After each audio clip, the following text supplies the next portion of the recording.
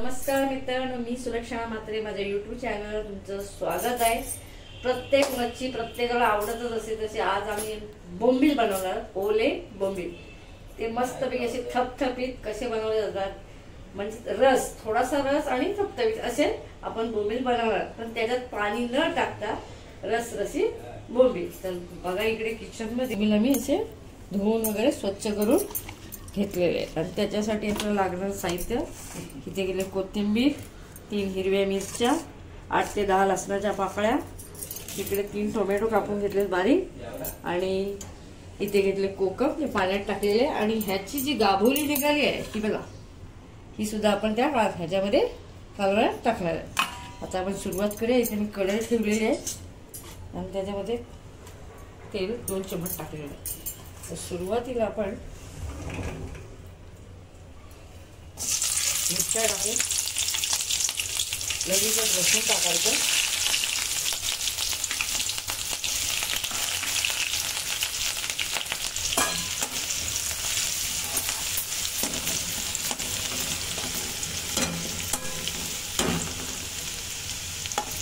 लसूण मस्त काळा झालाय आणि आता हे बुडबुडे जसे कमी झाले, लसूण तळून झालेला आहे, मग आपण लगेच त्याच्यात टोमॅटो टाकायचा आहे।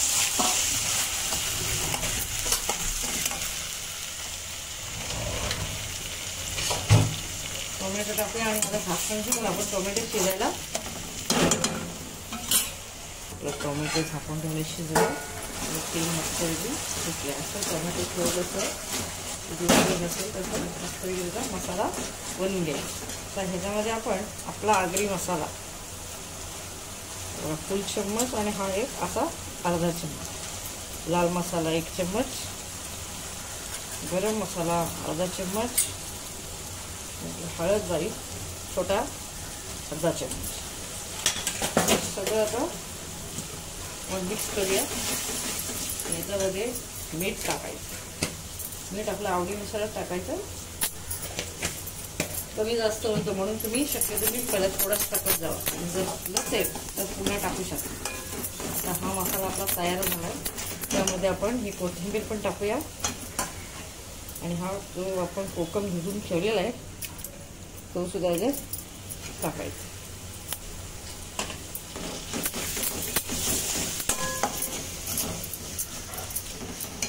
ह्याच्यामध्ये आपण मसाला बघा सगळा शिजल्यानंतर तेल सुटलेलं आहे। आता ह्याच्यामध्ये हे बोंबील टाकून मिक्स करायचं। आता तुम्ही माझा रस्सा कसा बनेल तर ह्याला आपण एक 5 ते 7 मिनिटं वाफेवर ठेवूया।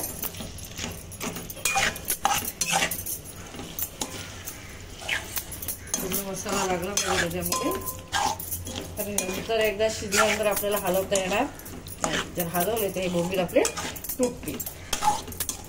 तर बघा किती छान असं त्याला मिक्स मसाला झालेला आहे।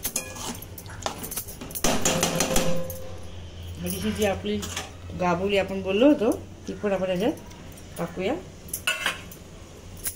नंतर ती आखंड दिसेल मला दाखवेल कुठल्या बाजूला जाते, त्यानंतर ती दिसून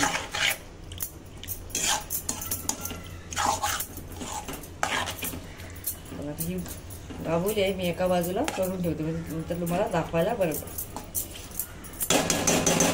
आता एकदा ह्या भांड्याला कढईला असं हलवून घ्यायचं म्हणजे संपूर्ण व्यवस्थित सगळे बसून द्या आणि ह्याला 5 ते 7 मिनिटं आपण हा झाकण ठेवूया आणि हा शिजायला सोडूया।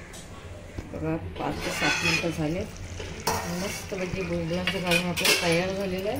बघा याच्यात कुठल्याही प्रकारचं मी पाणी टाकलेलं नाही आहे, पाणी न टाकता एकदम मस्त वेगळी असं थपथपीत बोंबलांचा रस्सा तयार आहे। तयार आहे आपली बोंबलाची रेसिपी। ही आपण एकदम साध्या आणि सोप्या असं आगरी मसाल्यामध्ये बनवलेली बोंबलाचा रस्सा। ही व्हिडिओ तुम्हाला कशी वाटली? व्हिडिओला लाईक करा, शेअर करा आणि सबस्क्राईब करायला विसरू नका। पुन्हा भेटू नवीन रेसिपी बरोबर। Tata, bye bye.